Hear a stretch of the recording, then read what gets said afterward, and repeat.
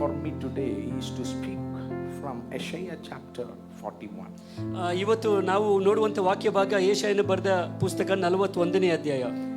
And we will be learning from this for the whole month. ಈ ಇಡೀ ತಿಂಗಳೆಲ್ಲ ನಾವು ಇದನ್ನೇ ಕಲಿತಾ ಇರ್ತೇವೆ. Because there is a lot. ಯಾಕಂದ್ರೆ ಅಲ್ಲಿ ಬಹಳ ಕಾರ್ಯಗಳಿದ್ದಾವೆ. There is a lot. ಬಹಳ ಕಾರ್ಯಗಳು. I think from 2 weeks we have been learning, right? 2 ವಾರಗಳಿಂದ ನಾವು ಯೆಶಾಯನ ಪುಸ್ತಕವನ್ನೇ 41ನೇ ಅಧ್ಯಾಯದಲ್ಲಿ ನಾವು ನೋಡ್ತಾ ಇದ್ದೇವೆ. And today my specific assignment is to speak from verse 15. ಇವತ್ತು ನಾವು 15ನೇ ವಾಕ್ಯ ಭಾಗದಿಂದ ನೋಡ್ತೇವೆ.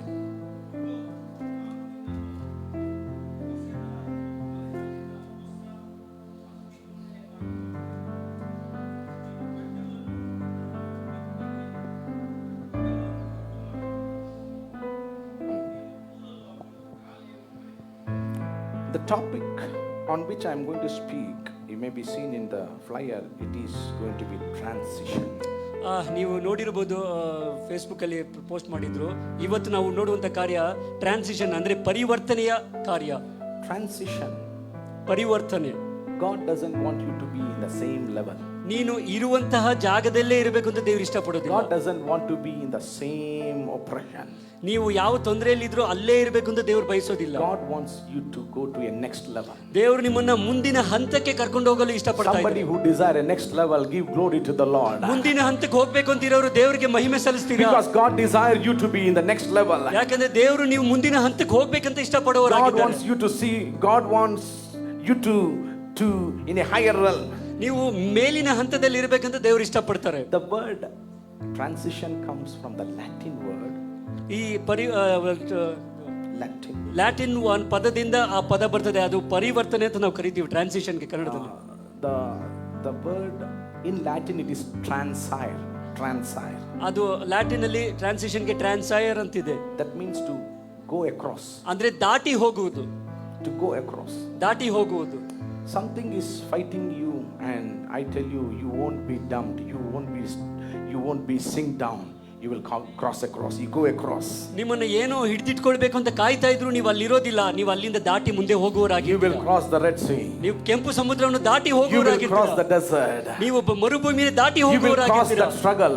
ನೀವು ತೊಂದರೆಗಳನ್ನು ದಾಟಿ ಹೋಗುವವರಾಗಿ. You will cross that sickness. ನೀವು ಕಾಯಿಲೆಯನ್ನು ದಾಟಿ ಹೋಗುವವರಾಗಿ. You will go across the death. ಯಾವ ಸಾವನ್ನು ದಾಟಿ ಹೋಗುವವರಾಗಿ. Nothing is going to take you over. ನಿಮ್ಮನ್ನು ಯಾರು ಹಿಡಿದಿಟ್ಕೊಳ್ಳೋಕೆ ಸಾಧ್ಯವಿಲ್ಲ. You are going to subdue things. ನೀವು ಎಲ್ಲವನ್ನೂ ಹಿಡಿದಿಟ್ಕೊಳ್ತೀರಾ. You are going to cross across. You are going to go across everything. ನೀವು ಎಲ್ಲವನ್ನು ದಾಟಿ ಹೋಗುವವರು ಅಂತ ಆಗಿರ್ತೀರಾ. Because nothing can stop you. ಯಾಕಂದ್ರೆ ನಿಮ್ಮನ್ನು ಹಿಡಿದಿಟ್ಕೊಳ್ಳಲು ಯಾವುದರಿಂದಲೂ ಸಾಧ್ಯವಿಲ್ಲ. You are chosen by God. ಯಾಕಂದ್ರೆ ದೇವರಿಂದ ಆರಿಸಿಕೊಳ್ಳಲ್ಪಟ್ಟವರು ನೀವು. Hallelujah. Hallelujah. Chapter 41 verse 15 says, 41ನೇ ಅಧ್ಯಾಯ 15ನೇ ವಾಕ್ಯ ಈ ರೀತಿ ಹೇಳುತ್ತೆ. I am going to make you a threshing sledge. ಇಗೋ ನಾನು ನಿನ್ನನ್ನು ಮಸೆದ ಮೊನೆ ಹಲ್ಲಿನ ಹೊಸ ಹಂತಿ ಕುಂಟೆಗಳನ್ನಾಗಿ ಮಾಡುತ್ತೇನೆ ಅಂತ. You will have big teeth.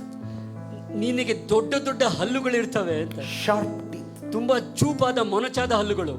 And you are going to crush the mountain. ನೀವು ಬೆಟ್ಟಗಳನ್ನು ಒಡೆದು ಪುಡಿಗಳು ಮಾಡ್ತೀರಾ ಅಂತ. Listen. We are studying this chapter is all about God saying many times, I will.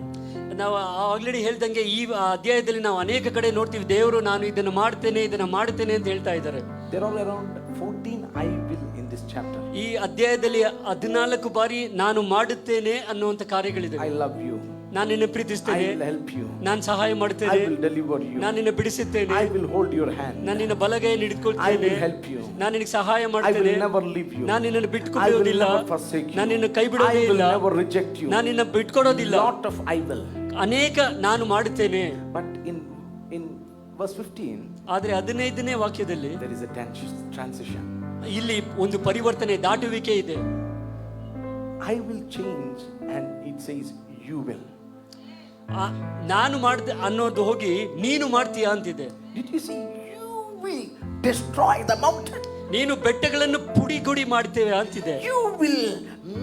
You will smash it down. You will make it dust. ಅದನ್ನ ಬೆಟ್ಟಗಳನ್ನು ಒಡೆದು ಪುಡಿಯಾಗಿ ಮಾಡ್ತೀಯಾ, ನೀನು ಮಾಡ್ತೀಯಾ ಅಂತಿದೆ. You will put the chaff into the air. ಅದನ್ನ ನೀನು ಗಾಳಿಗೆ ತೂರಿ ಬಿಡ್ತೀಯಾ ಧೂಳನ್ನ. You will rejoice in the Lord. ನೀನು ಕರ್ತನಲ್ಲಿ ಸಂತೋಷಿಸುವಿ. A Hallelujah. great change. ಎಷ್ಟು ಬದಲಾವಣೆ ನೋಡಿ, Transition. ಇಲ್ಲಿ ಒಂದು ಪರಿವರ್ತನೆ ಆಗ್ತಾ ಇದೆ. God desires ಇದು transition. ದೇವರು ಇಷ್ಟಪಡುವಂತ God is ಪರಿವರ್ತನೆ. going to bring change in your life. ನಿನ್ನ ಜೀವಿತದಲ್ಲಿ ಬದಲಾವಣೆ ತರುವಂತ ದೇವರು. Maybe you are sick today. ಇವತ್ತು ನೀವು ಆರೋಗ್ಯ ಸರಿಯಾಗಿಲ್ಲದೆ ಇರ್ಬೋದು. God is not only heal you, He will make you a healer. ನೀವು ಬರೀ ದೇವರು ನಿಮ್ಮನ್ನು ಬಿಡುಗಡೆ ಮಾಡೋದಲ್ಲ, ನೀವೇ ಸ್ವಸ್ಥತೆ ಕೊಡುವಂತವರನ್ನಾಗಿ ಮಾಡ್ತಾರೆ. Maybe you are struggling, you have no blessing, but God bless you. Not only He bless you, you will be a blessing to people. ನೀವು ಅನೇಕರು ತೊಂದರೆಗಳಿರ್ಬೋದು, ದೇವರು ನಿಮ್ಮನ್ನು ಆಶೀರ್ವದಿಸುವುದು ಮಾತ್ರವಲ್ಲ, ನೀವು ಅನೇಕರಿಗೆ ಆಶೀರ್ವಾದವಾಗಿರುವಂತೆ Transition is ಮಾಡ್ತಾರೆ. coming. ದೇವರು ನಿಮ್ಮನ್ನು ದಾಟುವಿಕೆ ಪರಿವರ್ತನೆಯ ಕಾಲಕ್ಕೆ Oh, ಕರೆದೊಯ್ಯುತ್ತಾರೆ. transition is going to come. ಬದಲಾವಣೆಯ ಕಾಲ ಬರ್ತಾ ಇದೆ. Things what today you are experiencing, it is going to be no more. ಇವತ್ತು ನೀವು ನೋಡುವಂತ ಕಾರ್ಯಗಳು ನೀವು ಮುಂದೆ ನೋಡುವುದೇ ಇಲ್ಲ. Things are going to change. ಎಲ್ಲ ಬದಲಾವಣೆಯ ಕಾಲ ಬರ್ತಾ ಇದೆ. You are going to wonder. ನೀವು ದೊಡ್ಡ ಆಶ್ಚರ್ಯವಾದ You ಕಾರ್ಯಗಳು are going to ನೋಡ್ತೀರಾ. be baffled. ನೀವು ಆಶ್ಚರ್ಯವಾದಂತ You are ಕಾರ್ಯಗಳು going to be ನೋಡ್ತೀರಾ. surprised. ನೀವು ಆಶ್ಚರ್ಯ ಪಡ್ತೀರಿ, ಏನ್ ಇದೆಲ್ಲ ಇಷ್ಟೆಲ್ಲ ಆಗ್ತಾ ಇದೆ ಅಂತ. Because ಯಾಕೆಂದ್ರೆ it is the Lord who is going to do. ಆ ಕಾರ್ಯ ಮಾಡುವಂತವ್ರು ನೀವಲ್ಲ, ದೇವರಾಗಿದ್ದಾರೆ. Amen. Did we sing the Lord? The battle belongs to the Lord. ನಾವು ಹಾಡಿದ್ದೇವೆ, ಯುದ್ಧವು ನಮ್ಮದೆಲ್ಲ ಕರ್ತನದ್ದಾಗಿದೆ ಅಂತ. God is saying, I will make you. ದೇವರು ಹೇಳ್ತಾ ಇದ್ರೆ, ನಾನು ನಿನ್ನನ್ನು ಮಾಡುತ್ತೇನೆ. Israel, Jacob, I will make you. ಇಸ್ರಾಯೇಲ ಯಾಕೋಬನೇ, ನಾನು ನಿನ್ನನ್ನು ಮಾಡುತ್ತೇನೆ. What is the transition? ಇಲ್ಲಿ ಬದಲಾವಣೆ ಏನಾಗ್ತಾ ಇದೆ? Verse 14 says, 14ನೇ ವಾಕ್ಯ ಈ ರೀತಿ ಹೇಳುತ್ತೆ. what says 14, verse 14, go back to verse 14. 14ನೇ ವಾಕ್ಯ. One verse back. Fear not, you worm Jacob. Fear not, thou worm Jacob. ಕ್ರಿಮಿ ಪ್ರಾಯವಾದ ಯಾಕೋಬೇ, ಇಸ್ರಾಯೇಲವೇ, ಜನವೇ, ನೀನು ಭಯ ಪಡಬೇಡ. So Jacob was a worm. ಯಾಕೋಬನು ಒಂದು ಹುಳುವಾಗಿದ್ದಾನೆ. But next word is a threshing sledge. ನಾವು ಇನ್ನೊಂದು ವಾಕ್ಯದಲ್ಲಿ ನೋಡಿದ್ರೆ ಅವನು ಮೊನೆ ಚೂಪಾಗಿ ಮಾಡುವಂತ ಒಂದು ದೊಡ್ಡ ಆಯುಧವಾಗಿದ್ದಾನೆ. See, it is not God who desired them to be worm. ಒಂದು ಹುಳುವಾಗಿರ್ಬೇಕು ಅಂತ ದೇವರು ತೀರ್ಮಾನ ಮಾಡಿದ್ದಲ್ಲ, ಅವ್ರು ಆಗಿರ್ಬೇಕು. You know why they felt they are worm? ಯಾಕೆ ಗೊತ್ತಾ, ಅವರು ನಾವಿನ್ನು ಕ್ರಿಮಿಗಳಾಗಿದ್ದೇವೆ ಅನ್ಕೊಂಡ್ರು. The Babylonians are going to come and destroy Israel. ಯಾಕೆಂದ್ರೆ ಬಾಬಿಲೋನಿಯರು ಬಂದು ಇಸ್ರಾಯೇಲರಿಗೆ ತೊಂದರೆ ಕೊಟ್ಟು ಅವರನ್ನ ಆ ರೀತಿ ಹಿಂಸಿಸ್ತಾ ಇದ್ದಾರೆ. They are like big mountain. ಅವ್ರು ದೊಡ್ಡ ಬೆಟ್ಟವಾಗಿದ್ದಾರೆ ಬ್ಯಾಬಿಲೋನಿಯರು. Jewish people thought they are like worm and they have been, swollen. I mean, they have swallowed the religion, the Israel people. ಯಹೂದಿಗಳು ಅನ್ಕೊಂಡ್ರು, ನಮ್ಮನ್ನು ಅವ್ರು ನುಂಗಿ ಹಾಕ್ತಾರೆ, ನಮ್ಮನ್ನು ಹುಳುಗಳಾಗಿ ಹೊಸಕಾಕ್ತಾರೆ ಅಂತ. They are very small. ಅದು ತುಂಬಾ ಚಿಕ್ಕದಾಗಿ. Next word says, ಆದ್ರೆ ಮುಂದಿನ ವಾಕ್ಯದಲ್ಲಿ ನೋಡೋದಾದ್ರೆ, you are not going to be swallowed. ನೀನು Swallowed ಚಿಕ್ಕದಾಗಿರೋದಿಲ್ಲ. by them. ನೀನು ಅವರು ನಿಮ್ಮನ್ನು ನುಂಗಿ ಹಾಕೋದಿಲ್ಲ. You are going to destroy them. ನೀನು ಅವರನ್ನು ಹಾಳು ಮಾಡುವಿ. You are going to swallow them. ನೀನು ಅವರನ್ನು ನುಂಗಿ ಹಾಕುವಿ. You are going to make them level. ನೀನು ಅವರನ್ನು ಒಡೆದು ಹಾಕಿ ಪುಡಿ Maybe ಮಾಡುವಿ. they are like mountain. ನೀನು ನನಗೆ ದೊಡ್ಡ ಬೆಟ್ಟವಾಗಿರಬಹುದು. You are like worm unto yourself. ನಾನು ಒಂದು ಹುಳುವಾಗಿರಬಹುದು. Maybe other people say you are just like a worm. ಬೇರೆಯವರು ನಿಮ್ಮನ್ನು ನೋಡುವ ನೀವು ಬರೀ ಕ್ರಿಮಿಕೀಟ ಅಂತ. But I am going to make you things. ಆದ್ರೆ ದೇವರು ಹೇಳ್ತಾರೆ, ನೀನು I am ದೊಡ್ಡದನ್ನಾಗಿ going to bring a change. ನಾನು ಬದಲಾವಣೆಯನ್ನು ತರ್ತೇನೆ. And you are going to smash them. ನೀನು ಆ ಬೆಟ್ಟವನ್ನು ಒಡೆದು ಪುಡಿ ಮಾಡ್ತೀಯ. Why there is a transition like this? ಈ ಒಂದು ಬದಲಾವಣೆ ಯಾಕೆ ಇಲ್ಲಿ ಆಗ್ತಾ ಇದೆ? In verse 14, 14ನೇ ವಾಕ್ಯದಲ್ಲಿ you see this word, ಈ the Redeemer. ಈ ವಿಮೋಚಕ ಅಂತ ಒಂದು ಪದ ಇದೆ ನೋಡಿ. The Redeemer. ವಿಮೋಚಕನು. 700 years before, 700 Isaiah sees the Redeemer. 700 ವರ್ಷಗಳ ಹಿಂದೆಯೇ ಒಬ್ಬ ವಿಮೋಚಕನನ್ನು ಯೆಶಾಯನು ನೋಡಿದ್ದಾನೆ.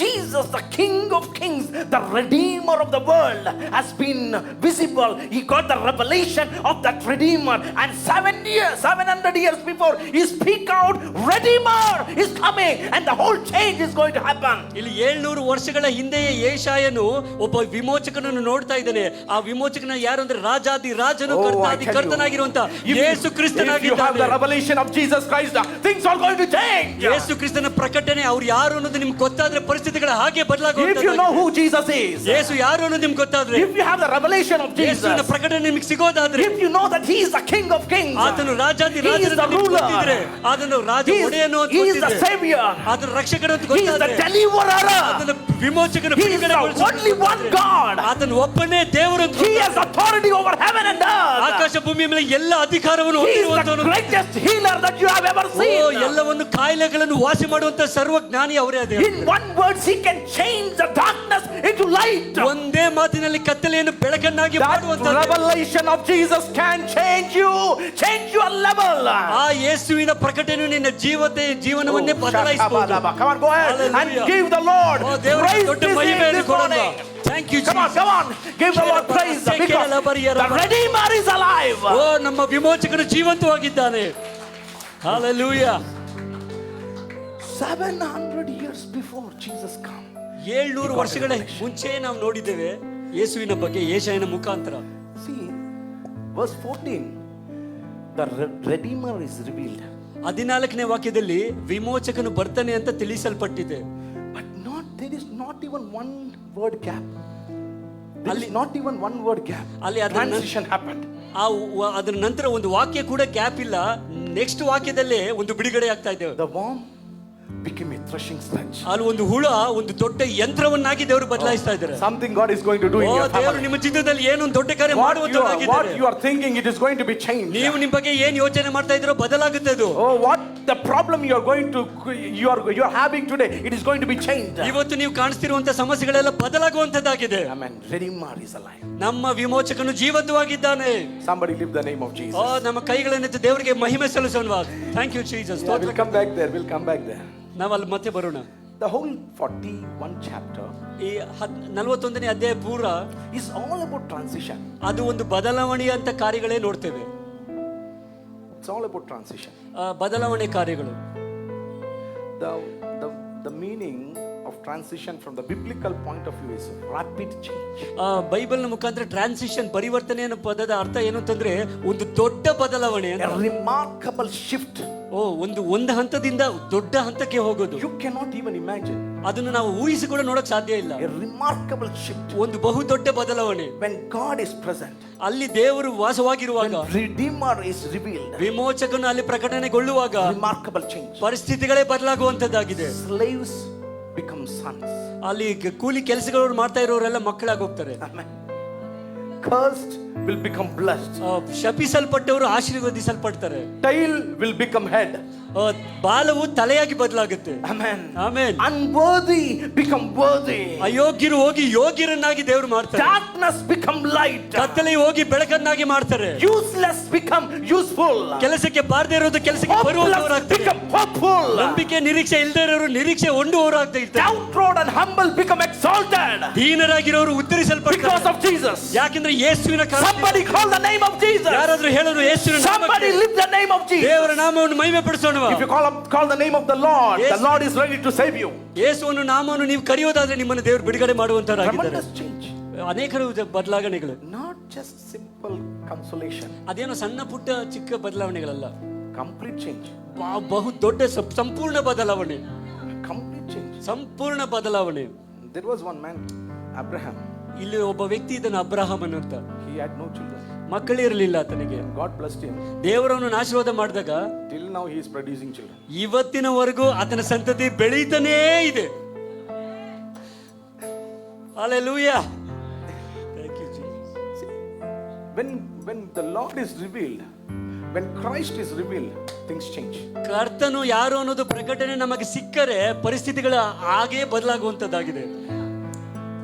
God doesn't need any human help or any situation that help God to fulfill his plan.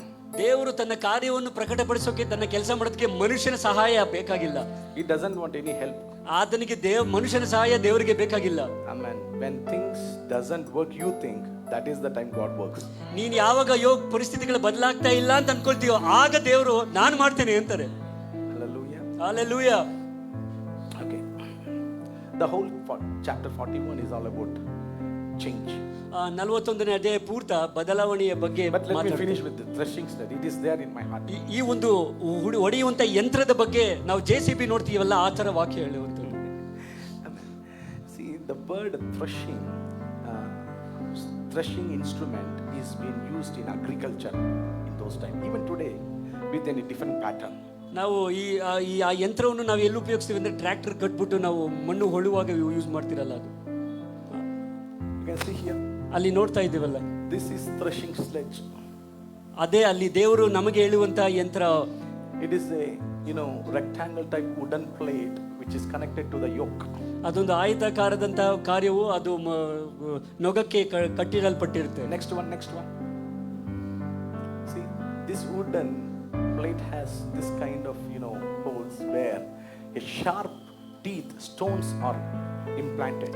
ಅಲ್ಲಿ ಒಂದು ಮರದ ಮೇಲೆ ಆ ರೀತಿ ಖಾಲಿಗಳಿರುತ್ತೆ, ಅಲ್ಲಿ ಚೂಪಾದ ಮೊನೆಗಳಿರ್ತವೆ. So this is used to thresh the wheat after it is harvested. ಆ ಗೋಧಿ ನಾವು ಬೆಳೆ ತೆಗೆದ ಮೇಲೆ ಅದನ್ನು ಹೊಟ್ಟು ಸುಳಿಯಲು ಇದನ್ನು ಉಪಯೋಗಿಸ್ತೀವಿ. This is called the teeth. Bible says teeth. ದೇವರು ಹೇಳೋದು ಅಲ್ಲಿ ಹಲ್ಲುಗಳನ್ನಾಗಿ ಮಾಡ್ತೀನಿ ಅನ್ನೋದು ಅಲ್ಲಿ ತೋರಿಸುವಂತದ್ದು. And God explains, I will make you not the old threshing sledge, new threshing sledge. ನಾನು ನಿನ್ನನ್ನು ಹಳೆ ಯಂತ್ರವನ್ನ ಅಲ್ಲ, ಹೊಸ ಯಂತ್ರವನ್ನಾಗಿ ಮಾಡ್ತೀನಿ. Not the old ways, not the old thing, new one. You are going to be a new product. ಹಳೆ ರೀತಿ ಅಲ್ಲ, ಹಳೆ ಕಾರ್ಯಗಳಲ್ಲ, ಹೊಸ ಭಾಗಗಳನ್ನಾಗಿ ಹೊಸ ಕಾರ್ಯಗಳನ್ನಾಗಿ ಮಾಡ್ತೇನೆ.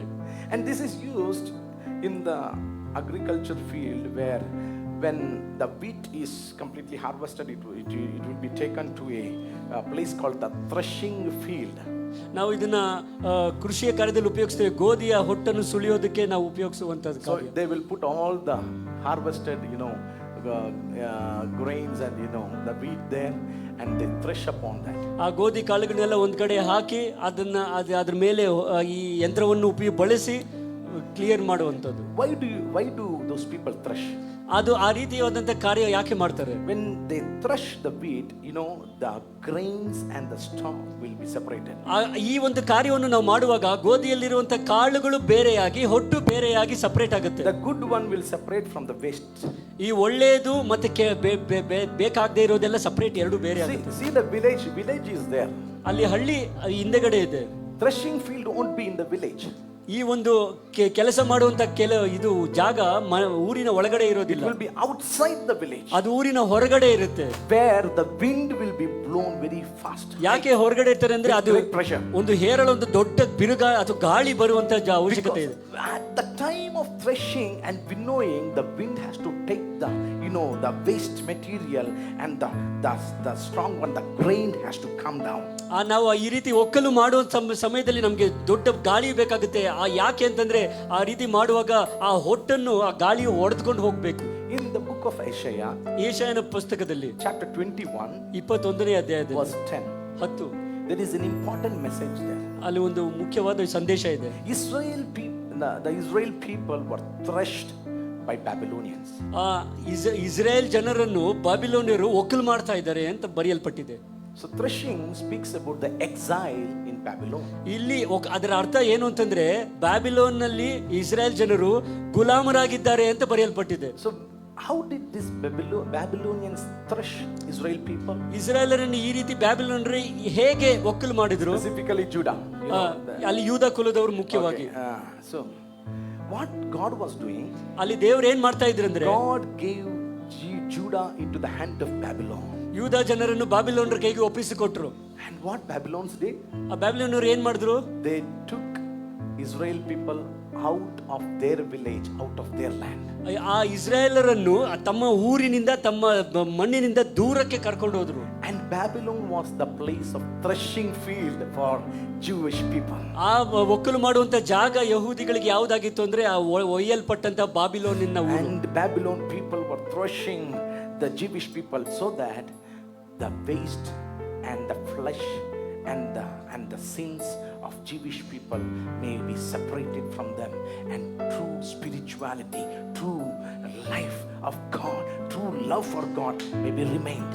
ಬ್ಯಾಬಿಲೋನಿಯರು ಇಸ್ರಾಯೇಲರನ್ನು ಬ್ಯಾಬಿಲೋನ್ಗೆ ತಗೊಂಡೋಗಿ ಒಕ್ಕಲು ಮಾಡ್ತಾ ಇದ್ದಾರೆ, ತುಳಿತಾ ಇದ್ದಾರೆ, ಹಿಂಸಿಸ್ತಾ ಇದ್ದಾರೆ. ಯಾಕೆ ಅಂತಂದ್ರೆ ಆ ಹೊಟ್ಟುವನ್ನು ಅವರ ಪಾಪ, ಅವರ ಶಾಪ, ಅವರ ಅಹಂ, ಅವರ ಈ ಸ್ವಂತ ಕಾರ್ಯಗಳೆಲ್ಲ ಹೊರಗಡೆ ಬಂದು ನಿಜವಾದ ಕಾಳುಗಳು, ದೇವರ ಪ್ರೀತಿ, ವೈರಾಗ್ಯ ಹೆಚ್ಚಾಗ್ಲಿ ಅಂತ ದೇವರು ಬಿಟ್ಕೊಟ್ಟಿದ್ದಾರೆ. And do you know, even under the exile of Babylonians, God was blessing Israel. ನಿಮಗೆ ಗೊತ್ತಾ, ಆ ಒಂದು ದೀನವತ್ತದ ಕಾಲದಲ್ಲಿಯೂ ಇಸ್ರಾಯೇಲನ್ನ ದೇವರು ಆಶೀರ್ವಾದ ಮಾಡ್ತಾ ಇದ್ರು. Your problem is a blessing. Do you know that? ನಿಮಗೆ ಗೊತ್ತಾ, ನಿಮ್ಮ ಸಮಸ್ಯೆ ನಿಮ್ಗೆ ಆಶೀರ್ವಾದದ ಒಂದು ರೀತಿಯಾಗಿದೆ. It is clearing the waste out of you. ಆ ಸಮಸ್ಯೆಯು ನಿಮ್ಮ ಜೀವಿತದ Somebody waste lift the ಅನ್ನು name ದೂರ of ಮಾಡ್ತಾ Jesus. ಇದೆ. Somebody glorify the name of Jesus. ದೇವರಿಗೆ ಮಹಿಮೆ ಸಲ್ಲಿಸೋಣವಾ. Your problem is helping you. ನಿನ್ನ ಸಮಸ್ಯೆಯು ನಿನಗೆ ಸಹಾಯ ಮಾಡ್ತಾ ಇದೆ. Your trouble is purifying you. ನಿಮ್ಮ ತೊಂದರೆ ನಿಮ್ಮನ್ನು ಕ್ಲೀನ್ ಮಾಡ್ತಾ ಇದೆ. I mean, your enemy is helping you. ನಿಮಗೆ ಗೊತ್ತಾ, ನಿನಗೆ ಹಿಂಸೆ ಕೊಡೋನು ನಿನಗೆ ಸಹಾಯ ಮಾಡ್ತಾ ಇದೆ.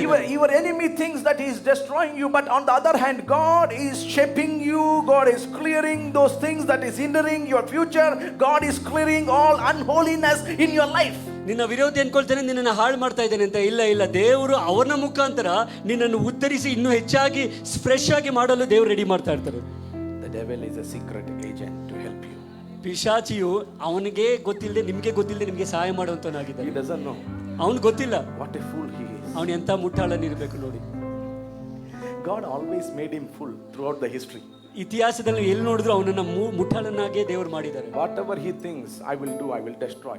What he did, whatever problem he brought into the life of people, it only crushed himself. ಅವನು ಎಲ್ಲೆಲ್ಲೆಲ್ಲ ಜನರಿಗೆ ತೊಂದರೆ ಕೊಡಬೇಕು ಅಥವಾ ತೊಂದರೆ ಮಾಡಬೇಕು, ಹಾಳು ಮಾಡಬೇಕು ಅಂತ ಅನ್ಕೊಂಡು ಅದು ಅವನ ಮೇಲೇನೆ ಬಂತು. Not for everyone. ಅದು ಎಲ್ಲರಿಗೂ ಅಲ್ಲ.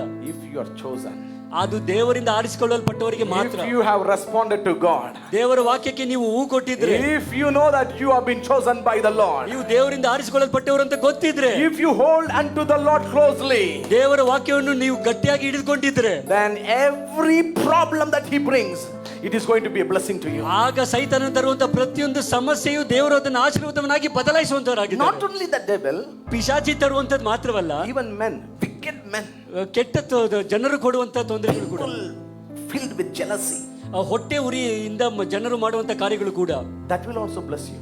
ಅದು ಕೂಡ ನಿಮ್ಮನ್ನು ಆಶೀರ್ವಾದ ಮಾಡುವಂತದ್ದಾಗಿದೆ. Amen. Amen. So don't worry about those people who are having jealousy over you. ಹಾಗಾಗಿ ನಿಮ್ಮ ಮೇಲೆ ಹೊಟ್ಟೆ ಉರಿಗೊಳ್ಳೋರ ಬಗ್ಗೆ ತಲೆ ಕೆಡಿಸ್ಕೊಳ್ಬೇಡಿ. If somebody is blaming you, ಯಾರಾದ್ರೂ ನಿಮಗೆ ತೊಂದರೆ ಕೊಡ್ತಾ ಇದ್ರೆ, if somebody is criticizing you, ನೀವೇ ಕಾರಣ ಇದಕ್ಕೆ ಅಂತ ನಿಮ್ಗೆ ಹಿಂಸೆ ಮಾಡ್ತಾ ಇದ್ರೆ, those are the best time for your transition. ನೀವು ಬದಲಾವಣೆ ಆಗೋದಕ್ಕೆ ಅದೇ ಒಳ್ಳೆ ಸಮಯವಾಗಿದೆ. Amen. God is changing things. ದೇವರು ಪರಿಸ್ಥಿತಿಗಳನ್ನು ಬದಲಾಯಿಸ್ತಾ ಇರ್ತಾರೆ. See, Joseph was being hated by his own brothers. ಯೋಸೇಫನನ್ನು ತನ್ನ ಸ್ವಂತ ಅಣ್ಣಂದಿರೇ ತಿರಸ್ಕಾರ ಪಡಿಸಿದ್ರು. Not only hated, the best, the pit they can put Joseph into, they put him. ಆತನು ಬರೀ ಹಿಂಸಿದ ಮಾತ್ರ ಅಲ್ಲ, ದೊಡ್ಡ ಹಳ್ಳದಲ್ಲಿ ಎಲ್ಲಿ ಹಾಕಬಹುದು ಅಲ್ಲಿ ಹಾಕ್ತಾರೆ ಅವನು.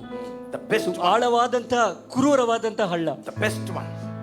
ಅದ್ರಲ್ಲಿ ಹಳ್ಳದಲ್ಲಿ ತುಂಬಾ ಚೆನ್ನಾಗಿರೋ ಹಳ್ಳದಲ್ಲಿ Bible says even in that pit there was no water. ಅಲ್ಲಿ ನೋಡಿದಂತೆ ಆ ಹಳ್ಳದಲ್ಲಿ ಕೂಡ ನೀರೇ ಇಲ್ದಿರುವಂತ ಹಳ್ಳ ಅದು. That was really wicked. ಅದು ತುಂಬಾ ಕೆಟ್ಟ ದುರಾಲೋಚನೆ ಅದು. At least they could have thought my brother will die without water. ಅಲ್ಲ ಅನ್ಕೊಂಡು ಅಯ್ಯೋ ನನ್ನ ತಮ್ಮ ನೀರಿಲ್ದೆ ಸಾಯ್ತಾನಲ್ಲ ಅಂತ ಕೂಡ ಅವ್ರು ಆಲೋಚನೆ ಮಾಡಲಿಲ್ಲ. But because Joseph was chosen, ಆದ್ರೆ ಯೋಸೇಫನನ್ನು ದೇವರು ಆರಿಸಿಕೊಂಡಲ್ಲಿ ಕಟ್ಟಿದ್ದರಿಂದ that pit became a pathway to the palace. ಆ ಒಂದು ಹಳ್ಳವು ಅರಮನೆಗೆ ಒಂದು ದಾರಿಯನ್ನು ಮಾಡಿಕೊಟ್ಟಿತು. Do you know indirectly your brothers are helping you, Joseph? ನಿಮಗೆ ಗೊತ್ತಾ, ಅವರಿಗೆ ಗೊತ್ತಿಲ್ಲದೆ ಯೋಸೇಫನ ಅಣ್ಣಂದ್ರು ಅವನಿಗೆ ಸಹಾಯ ಮಾಡ್ತಾ ಇದ್ರು. At the end, when Joseph brothers came to Joseph, he said, brothers, you did to bring bad upon me, but God turned it for my good. ಅನೇಕ ವರ್ಷಗಳ ನಂತರ ಅವರ ಅಣ್ಣಂದ್ರಿಗೂ ಅವನು ಮುಂದೆ ಬಂದು ನಿಂತ್ಕೊಂಡಾಗ ಅವನು ಹೇಳ್ತಾನೆ, ನೀವು ಕೆಟ್ಟದ್ದನ್ನ ನನ್ನ ಜೀವಿತದಲ್ಲಿ ಬಯಸಿದ್ರಿ, ಆದ್ರೆ ದೇವರು ಅದನ್ನು ಒಳ್ಳೇದಕ್ಕೆ ಬದಲಾಯಿಸ್ಬಿಟ್ರು. ತಲೆ ಕೆಡಿಸ್ಕೋಬೇಡಿ. People of God, you doesn't know why you are going through things. ದೇವರ ಮಕ್ಕಳೇ, ನಿಮಗೆ ಗೊತ್ತಿಲ್ಲ ಕೆಲವು ಪರಿಸ್ಥಿತಿಗಳು ಯಾಕೆ ನಿಮ್ಮ ಜೀವಿತದಲ್ಲಿ ಆ ರೀತಿ ಇರುತ್ತೆ. It may be very hard now. ಅದು ಈಗ ಖಂಡಿತ ಕಷ್ಟವಾಗೇ ಇರುತ್ತೆ. It may be very, very hard. ತುಂಬಾ ತೊಂದರೆಗೊಳ್ತಾ ಇರ್ತದೆ ಪರಿಸ್ಥಿತಿ. After years you will say, Lord, I thank you because you have turned those things to those situations for my good. ಇವತ್ತಿನ ಕಷ್ಟದ ಪರಿಸ್ಥಿತಿಗಳು ನೋಡಿ ಕೆಲವು ವರ್ಷಗಳಾದ್ಮೇಲೆ ದೇವರಿಗೆ ಸ್ತೋತ್ರ ಮಾಡ್ತೀರಾ, ದೇವರೇ ಆ ಕಷ್ಟದ ಪರಿಸ್ಥಿತಿ ಅನುಮತಿ ಮಾಡಿದಕ್ಕೆ ಸ್ತೋತ್ರ, ಇವತ್ತು ಅದರಿಂದ ನಾನು ಆಶೀರ್ವಾದ ಪಟ್ಟಿದ್ದೇನೆ. So Israel people were threshed, our Jewish people, the Judah was threshed under Babylonian exile. ಈ ರೀತಿ ಬ್ಯಾಬಿಲೋನಲ್ಲಿ ಯೂದ ಕುಲದವರು ಒಕ್ಕಲು ಮಾಡಲ್ಪಡ್ತಾ ಇದ್ದಾರೆ. Now ಈಗ God is saying, ದೇವರು ಹೇಳ್ತಾ ಇದ್ದಾರೆ, you will become a threshing sledge. ಈಗ ನೀನೇ ಒಕ್ಕಲು ಮಾಡುವಂತ ದೊಡ್ಡ ಆಯುಧ ಯಂತ್ರವನ್ನಾಗಿ ನಾನು But ಮಾಡ್ತೇನೆ. you are not going to thresh the grain, not the wheat. ನೀನು ಕಾಳುಗಳನ್ನ ಗೋಧಿಯನ್ನು ಒಕ್ಕಲು ಮಾಡೋದಿಲ್ಲ, You are going to thresh the mountain. ಬೆಟ್ಟಗಳನ್ನೇ ಒಡೆದು ಪುಡಿ ಮಾಡುವಂತವನಾಗಿರ್ತೀಯ. Who is that mountain? ಆ ಬೆಟ್ಟ ಯಾರು? That Babylonians who had threshed you years back, who have stolen things from you. You are going to smash them. ಆ ಬೆಟ್ಟ ಯಾವುದು ಅಂತಂದ್ರೆ ನಿನ್ನಗೆ ಒಕ್ಕಲು ಮಾಡಿದಂತ ಬ್ಯಾಬಿಲೋನ್ರು, ನಿನ್ನಿಂದ ಕಸಿದುಕೊಂಡಂತ ಆ ಕಳ್ಳರು. But my question, ನನ್ನ ಪ್ರಶ್ನೆ ಇಲ್ಲೇನಂದ್ರೆ, Israel would say, Lord, we are only just wooden metal, wooden, that plate. Israel ಈ ರೀತಿ ಹೇಳ್ಬೋದು, ಅಯ್ಯೋ ನಾವು ಏನು ಇಲ್ಲ ದೇವ್ರೆ, ಬರೀ ಒಂದು ಮರದ ತುಂಡಾಗಿದ್ದೇವೆ. If it doesn't have that weight, ನಮ್ಗೆ ಆ ಶಕ್ತಿ ಇಲ್ಲ, ಬಲ ಇಲ್ಲ. if it doesn't have that weight, ಅಷ್ಟು ಬಲ ನಮ್ಗೆ ಶಕ್ತಿ ಇಲ್ಲ. not even we cannot even thresh, the small, the small thing, the small, the pressure that we have. ದೇವರಿಗೆ ನಮ್ಗಿರೋ ಬಲದಲ್ಲಿ ಗೋಧಿಯನ್ನು ಕೂಡ ಒಕ್ಕಲು ಮಾಡಲು ಆಗೋದಿಲ್ಲ. But do you know what is happening? ಆದ್ರೆ ನಿಮ್ಗೆ ಗೊತ್ತಾ ಏನಾಗ್ತಾ ಇದೆ? Somebody will stand on you. ನಿಮ್ಮ ಮೇಲೆ ಯಾರೋ ಒಬ್ರು ನಿಂತ್ಕೊಳ್ತಾರೆ. The Lord will come upon you. ದೇವರು ನಿಮ್ಮ ಮೇಲೆ ಬಂದು The ಇಳಿಯುತ್ತಾರೆ. anointing of the Holy Spirit, ಪರಿಶುದ್ಧಾತ್ಮರ ಶಕ್ತಿ ನಿಮ್ಮ the ಮೇಲೆ power ಬಂದು of the Holy Spirit, ದೇವರ ಬಲವು ನಿಮ್ಮ ಮೇಲೆ, the presence of the living God ದೇವರ ಪ್ರಸನ್ನತೆ ನಿಮ್ಮ is ಬಂದು going to ಆತುಕೊಳ್ಳುವಾಗ smash your enemies. ನಿನ್ನ ಯಹೂದಿ ನಿನ್ನ ಯುದ್ಧಗಳನ್ನು ದೇವರು It is going to ತೆಗೆದುಹಾಕುತ್ತಾರೆ. destroy that mountain. ಆ ಬೆಟ್ಟಗಳನ್ನು ಒಡೆದು ಪುಡಿ ಮಾಡುವಂತದ್ದಾಗಿದೆ. And Bible says the anointing will break the yoke. ಆ ವಾಕ್ಯ ಈ ರೀತಿ ಹೇಳ್ತದೆ, ಅಭಿಷೇಕವು ನೊಗಗಳನ್ನು I ಮುರಿಯುವಂತದ್ದಾಗಿದೆ. don't know which yoke you are under, but the anointing of the Holy Spirit can break the yoke that you have today.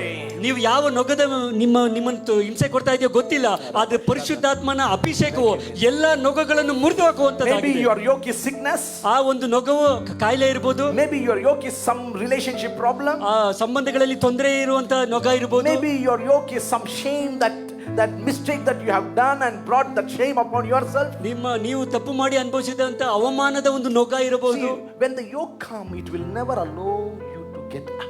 ಆ ನೊಗವು ನಿಮ್ಮ ಕತ್ತಿನ ಮೇಲೆ ಇರುವಾಗ ನೀವು ತಲೆ ಎತ್ತಿ ನಿಲ್ಲಲು ಅದು ಅನುಮತಿ ಕೊಡೋದಿಲ್ಲ. You are not free to move. ನೀವು ಹಾಗೆ ಫ್ರೀಯಾಗಿ ಅಲ್ಲ ಓಡಾಡಕ್ ಆಗುದಿಲ್ಲ. God says, He did not say, I will take away the yoke.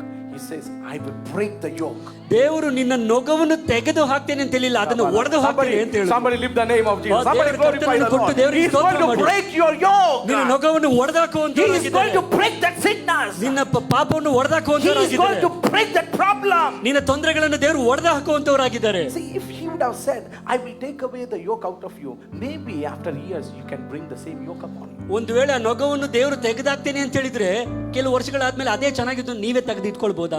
But He doesn't want that yoke once again to be upon your shoulder. ನಿನ್ನ ಮೇಲೆ Come on, ನೊಗ ಮತ್ತೆ glorify the ಬರೋದು Lord. ದೇವರಿಗೆ ಇಷ್ಟ ಇಲ್ಲ. He will break the yoke. ಆ ಕಾರಣಕ್ಕೋಸ್ಕರ ದೇವರು ಆ ನೊಗವನ್ನು ಒಡೆದಾಕ್ತೇನೆ ಅಂತಾರೆ. Hallelujah. Hallelujah. You are so wonderful. ನೀನು ದೇವರಲ್ಲಿ ಬೆಲೆ ಬಾಳುವಂತವನು. Amen. Thank You you. are chosen. ನೀವು ಆರಿಸಿಕೊಳ್ಳಲ್ಪಟ್ಟವರು. Transition is waiting. ಬದಲಾವಣೆಯು ನಿಮಗಾಗಿ ಕಾಯ್ತಾ ಇದೆ. Not you are waiting for the transition. ನೀನು ಕಾಯ್ತಾ ಇಲ್ಲ, ಅದೇ ನಿನಗಾಗಿ ಕಾಯ್ತಾ ಇದೆ. Transition is waiting for you. ಬದಲಾವಣೆಯು ನಿನಗಾಗಿ ಕಾಯ್ತಾ ಇದೆ. The Red Sea is waiting for Israel. ಕೆಂಪು ಸಮುದ್ರವೇ ಕಾಯ್ತಾ ಇದೆ ಇಸ್ರಾಯೇಲರ Jericho ಆಗಮನಕ್ಕಾಗಿ. was waiting for Israel. ಯೆರಿಕೋ ಕಾಯ್ತಾ ಇದೆ ಇಸ್ರಾಯೇಲರಿಗಾಗಿ. Wilderness was waiting to rejoice for the revelation of the sons of God in the desert. ಮರುಭೂಮಿಯು ಕೂಡ ಕಾಯ್ತಾ ಇದೆ ದೇವರ ಮಕ್ಕಳ ಪ್ರಕಟಣೆ ಬಂದು ಅದು ಕೂಡ ಉಲ್ಲಾಸ ಪಡಲು. Hallelujah. Hallelujah. So if you have the Redeemer in your life, transition is inevitable. ಆ ವಿಮೋಚಕನಾದ ಕರ್ತನು ನಿನ್ನ ಜೀವಿತದಲ್ಲಿ ಇರೋದಾದ್ರೆ ಬದಲಾವಣೆಯು ಗೊತ್ತಿಲ್ಲದೆ ಆಗುವಂತದ್ದಾಗಿದೆ. You cannot avoid transition. ಬದಲಾವಣೆ ತಡೆಯಕ್ಕೆ ಆಗೋದೇ ಇಲ್ಲ. You cannot reject transition. ಬದಲಾವಣೆ ಬೇಡ ಅನ್ನಕ್ ಆಗೋದೇ ಇಲ್ಲ. You cannot overpass the transition. ಬದಲಾವಣೆಯನ್ನು ದಾಟ್ಕೊಂಡು ಹೋಗಕ್ ಸಾಧ್ಯವೇ ಇಲ್ಲ. Amen. You will have transition. ಬದಲಾವಣೆಯನ್ನು Somebody glorify ತಗೊಂಡೇ the Lord and ಹೋಗ್ತೀರಾ. say, I will experience transition. ಕೈಗಳನ್ನು ಉತ್ತರಿಸಿ ದೇವರಿಗೆ ಹೇಳಿ, ದೇವರೇ ನಾನು ಬದಲಾವಣೆಯನ್ನು ಹೊಂದ್ಕೊಳ್ತೇನೆ. See, when God calls you, ದೇವರು ನಿಮ್ಮನ್ನು ಕರೆಯುವಾಗ you need to obey Him. ಅವ್ರಿಗೆ ದೇವರು ನೀವು Very important. ಹೂಗೊಟ್ಟಬೇಕಾಗುತ್ತೆ. Very important. ಅದು ಬಹಳ ಮುಖ್ಯ. You come, see, if you can have the service and you can see YouTube in your own house. ನೀವು ದೇವ ಪ್ರಾರ್ಥನೆಯನ್ನು ಮನೆಯಲ್ಲಿ ಕೂತ್ಕೊಂಡು ಯೂಟ್ಯೂಬ್ ಮುಖಾಂತರ ನೋಡಬಹುದು. But it is mandatory that you should be in the presence of the Lord as church. ಆದ್ರೆ ದೇವರ ಆಲಯದಲ್ಲಿ ದೇವರ ಪ್ರಸನ್ನತೆಯಲ್ಲಿ ಇರಬೇಕು ಅನ್ನೋದು ಅವಶ್ಯವಾದಂತ ಕಾರ್ಯ. Very important. ಅದು ಬಹಳ ಮುಖ್ಯ. Oh, Pastor, I am watching your online videos and I am having live, worship here. ಪಾಸ್ಟ್ರೆ, ನಾನು ಮನೆಯಲ್ಲಿ ಕೂತ್ಕೊಂಡು ನಿಮ್ಮ ಪ್ರೋಗ್ರಾಮ್ ಲೈವೇ ನೋಡ್ತಾ ಇರ್ತೀನಲ್ಲ ಅಂತ ಅನ್ಬೋದು. But when you read ಆದ್ರೆ ವಾಕ್ಯದಲ್ಲಿ ನಾವು ಓದುವಾಗ ಹೇಳುತ್ತೆ, you cannot change the pattern. ದೇವರ ವಾಕ್ಯ ಏನ್ ಬರೆಯಲ್ಪಟ್ಟಿದ್ದು ಆ ರೀತಿಯನ್ನು ನಾವು ಬದಲಾಯಿಸಕ್ You ಸಾಧ್ಯವಿಲ್ಲ. cannot change the idea of the word of God according to your own understanding, your own, convenience. ದೇವರ ವಾಕ್ಯವನ್ನು ನಮಗೆ ತಕ್ಕಂಗೆ ನಾವು ಬದಲಾಯಿಸಿಕೊಳ್ಳಕ್ ಸಾಧ್ಯವಿಲ್ಲ.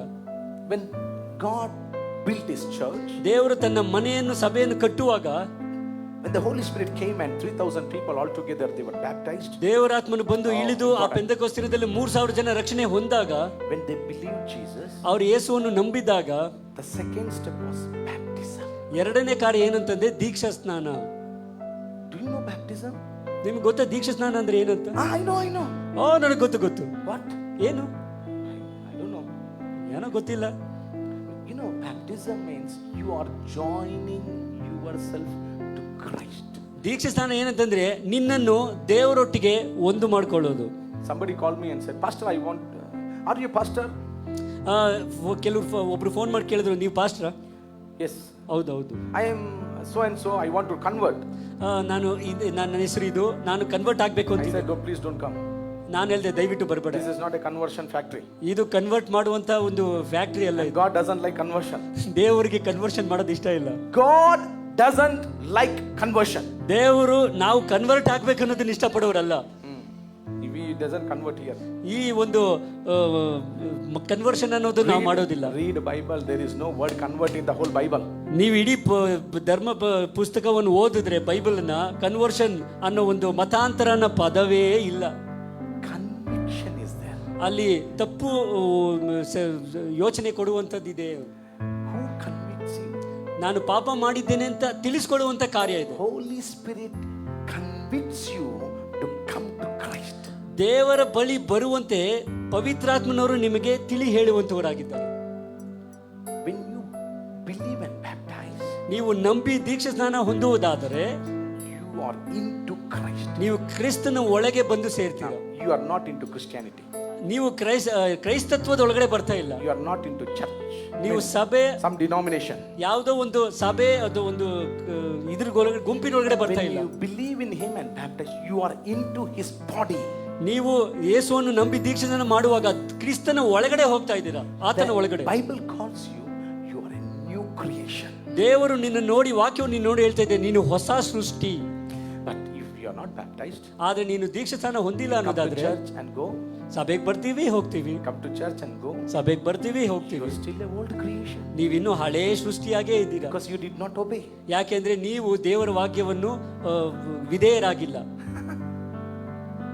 See, the problem that Israel people went through all the years they had is because of disobedience. ಅವಿಧೇಯತ್ವವೇ ಇಸ್ರೇಲರಿಗೆ ಇದ್ದಂತ ದೊಡ್ಡ ಸಮಸ್ಯೆಯಾಗಿತ್ತು. Okay, let me finish. After baptism, what you are supposed to do? ದೀಕ್ಷಾಸ್ನಾನ ಹೊಂದಿದ ನಂತರ ನಾವೇನ್ ಮಾಡಬೇಕು? You need to stay in fellowship. ನಾವು ಒಂದು ಐಕ್ಯದಲ್ಲಿ ಒಟ್ಟಾಗಿರಬೇಕು. Read your Bible in Acts of the Apostles chapter 2 verse 45 to 49. ಈ ಅಪೊಸ್ತಲರ ಕೃತ್ಯದ 2ನೇ ಪುಸ್ತಕದ 45ನೇ ವಾಕ್ಯದಿಂದ ಕೆಳಗಡೆ ಓದಿ ಗೊತ್ತಾಗುತ್ತೆ ಏನ್ ಬರೆಯಲ್ಲ. Go home and read. ನೀವು ಮನೆಯಲ್ಲಿ ಹೋಗಿ ಓದ್ಬೋದು. There is a pattern for the church. ಅಲ್ಲಿ ಒಂದು ಸಭೆಗೆ ಒಂದು ಅನೇಕ ವಿಧಾನಗಳಿದ್ದಾವೆ. They believed, ನಂಬಿದ್ರು, they baptized, ದೀಕ್ಷಾಸ್ನಾನ ಹೊಂದಿದ್ರು, third they had fellowship. ದೇವರು ಅವರು ಒಂದು ಐಕ್ಯತೆಯಲ್ಲಿದ್ದಾರೆ. They were not Sunday coming believers. ಅವರು ಬರೀ ಭಾನುವಾರ ಬರುವಂತ ವಿಶ್ವಾಸಿಗಳಲ್ಲ. Amen. Whenever there was prayer meeting, they were coming because they valued the presence of the living God. ಎಲ್ಲೆಲ್ಲ ದೇವರ ಪ್ರಾರ್ಥನೆ ಕೂಟ ಬಂತು, ಎಲ್ಲರೂ ಹೋಗ್ತಾ ಇದ್ರು. ಯಾಕೆಂದ್ರೆ ಅವರು ದೇವರ ಪ್ರಸನ್ನತೆಗೆ ಗೌರವ ಕೊಡುವಂತವರು. Jesus said, if 2 or 3 gather, there I shall be. ಯೇಸು ಸ್ವಾಮಿ ಈ ರೀತಿ ಹೇಳಿದ್ರು, ಎಲ್ಲೆಲ್ಲ 2-3 ನನ್ನ ನಾಮದಲ್ಲಿ ಕೂಡ್ತಿರೋ ನಾನು ಬರ್ತೇನೆ, ನಾನಲ್ಲಿ ಇದ್ದೇನೆ. And then the fourth thing they did, they broke the bread. They had the Holy Communion. 4ನೇದೇನೆಂದ್ರೆ ಅವರಲ್ಲಿ ರೊಟ್ಟಿ ಮುರಿತಾ ಇದ್ರೆ, ಅದರ ಅರ್ಥ ಕರ್ತನ ಭೋಜನ. All those people who are watching online, if you have your live worship or live worship service at your home, how can you break the bread? ಆನ್ಲೈನಲ್ಲಿ ವೀಕ್ಷಿಸ್ತಾ ಇರೋರಿಗೆ ನಿಮ್ಗೊಂದು ಸಣ್ಣ ಪ್ರಶ್ನೆ. ನೀವು ಆನ್ಲೈನಲ್ಲಿ ಕುತ್ಕೊಂಡು ವೀಕ್ಷಿಸೋದಾದ್ರೆ ವಾಕ್ಯ ಏನೋ ಸಿಗುತ್ತೆ, ಆದ್ರೆ ರೊಟ್ಟಿ ಮುರಿಯುವಂತ ಕಾರ್ಯ ಇರೋದಿಲ್ವೇ? See, they were coming together. ಈ ಕಾರ್ಯಕ್ಕಾಗಿ ಎಲ್ಲರೂ ಒಟ್ಟಾಗಿ ಸೇರ್ತಾ They ಇದ್ರು. were breaking the bread. ರೊಟ್ಟಿಯನ್ನು ಮುರಿತಾ They ಇದ್ರು, were worshiping the Lord. ಆರಾಧನೆ ಮಾಡ್ತಾ ಇದ್ರು. They were worshiping. ಅವ್ರ ಆರಾಧನೆಯಲ್ಲಿದ್ರು, They were singing. ಹಾಡ್ತಾ ಇದ್ರು, They were clapping. ಚಪ್ಪಾಳೆ ತಡ್ತಾ They ಇದ್ರು, were rejoicing. ದೇವರಲ್ಲಿ ಹರ್ಷಿಸ್ತಾ ಇದ್ರು. It is good to clap. Do you know? ನಿಮಗೆ ಗೊತ್ತಾ ಚಪ್ಪಾಳೆ ಹೊಡೆಯೋದು ಒಳ್ಳೆಯದು? Do you know? ನಿಮಗೆ ಗೊತ್ತಾ? It is a spiritual activity. ಅದೊಂದು ಆತ್ಮಿಕವಾದಂತ ಒಂದು ಕ್ರಿಯೆ. When you clap your hands, ನಾವು ಚಪ್ಪಾಳೆಯನ್ನು ಹೊಡೆಯುವಾಗ you obey God. ನಾವು ದೇವರಿಗೆ ವಿಧೇಯರಾಗ್ತೇವೆ. Psalms 47 says, clap your hands, all you nations. 47ನೇ ಕೀರ್ತನೆ ಈ ರೀತಿ ಹೇಳ್ತದೆ, ಎಲ್ಲ ಜನಾಂಗಗಳೇ ಚಪ್ಪಾಳೆಯನ್ನು ಹೊಡೆಯಿರಿ. You cannot serve God with your own ideology. ನಿಮ್ಮ ಉದ್ದೇಶಗಳಲ್ಲಿ, ನಿಮ್ಮ ಯೋಚನೆಗಳಲ್ಲಿ ದೇವರನ್ನು ಆರಾಧನೆ ಮಾಡಲು ಸಾಧ್ಯವಿಲ್ಲ. Do and say things what is convenient and comfortable to you. ನಿಮಗೆ ಹೇಗೆ ಬೇಕೋ, ನಿಮಗೆ ಇಷ್ಟ ಏನಿದೆಯೋ ಅದನ್ನೆಲ್ಲ ಹೇಳಿ ಮಾಡೋಕೆಲ್ಲ ಆಗೋದಿಲ್ಲ. What Bible says is very important. ದೇವರ ವಾಕ್ಯ ಏನು ಹೇಳಿತೋ ಅದೇ ಮುಖ್ಯವಾಗಿದೆ.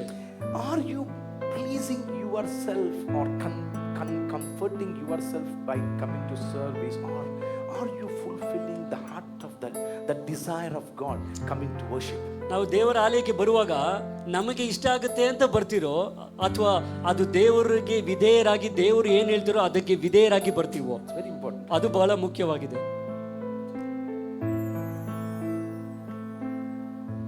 Whenever you stay at home, you search what you need. ನಾವು ಮನೆಯಲ್ಲಿರುವಾಗ ನಮಗೆ ಏನು ಬೇಕೋ ಅದನ್ನು ಹುಡುಕ್ತೇವೆ. But when you come to church, ಆದ್ರೆ ನಾವು ಸಭೆಗೆ ಬರುವಾಗ God says what he need. ದೇವ್ರು ಏನು ಹೇಳಕ್ ಬಯಸ್ತಾರೋ ಅದನ್ನು ಕೊಡ್ತಾರೆ. ಅಷ್ಟೇ ವ್ಯತ್ಯಾಸ. Hallelujah. So when he says what he need, that's where you align yourself to the eternal life. ದೇವ್ರು ಏನು ಹೇಳಿ ಬಯಸ್ತಾರೋ ಅದನ್ನು ಹೇಳೋದನ್ನ ನೀವು ಕೇಳುವಾಗ ನೀವು ದೇವರೊಟ್ಟಿಗೆ ಒಪ್ಪಂದ ಮಾಡ್ಕೊಳ್ತೀರಾ. Somebody say hallelujah. ಹಲ್ಲೆಲೂಯಾ ಅಂತ ಹೇಳೋಣವಾ? God can change when you obey him, when you come close to him. ನಾವು ವಿಧೇಯರಾಗಿ ದೇವರ ಮಾತಿಗೆ ವಿಧೇಯರಾಗುವಾಗ ದೇವರ ಪರಿಸ್ಥಿತಿಗಳನ್ನು So ಬದಲಾಯಿಸ್ತಾರೆ. is there anyone who have not baptized? ಯಾರಾದ್ರೂ ಇಲ್ಲಿ ದೀಕ್ಷೆಸನ್ನ ಪಡೆದಿಲ್ಲ Is ಅನ್ನೋರಿದ್ದೀರಾ? there anyone who is not at all going to church?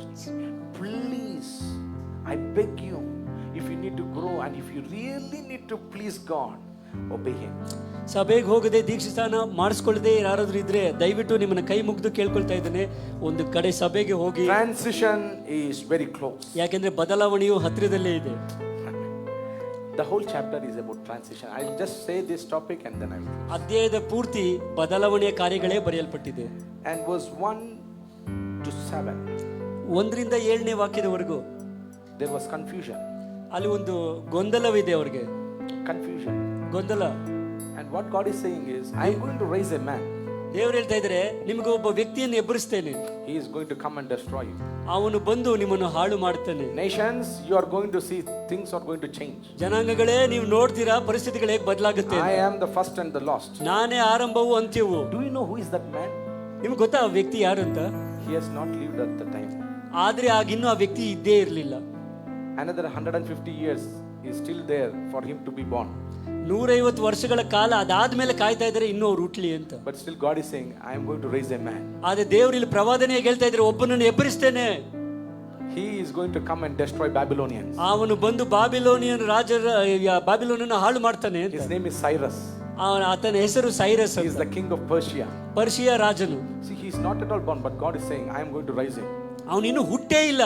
ಹುಟ್ಟುವುದಕ್ಕಿಂತ ಮುಂಚೆನೆ ದೇವರು ಪ್ರವಾದನೆ ಹೇಳ್ತಾ ಇದ್ರೆ, ಒಬ್ಬರನ್ನ ಎಬ್ಬಿಸ್ತೇನೆ. Amen. He is not raising his people. He is raising a man who doesn't know God.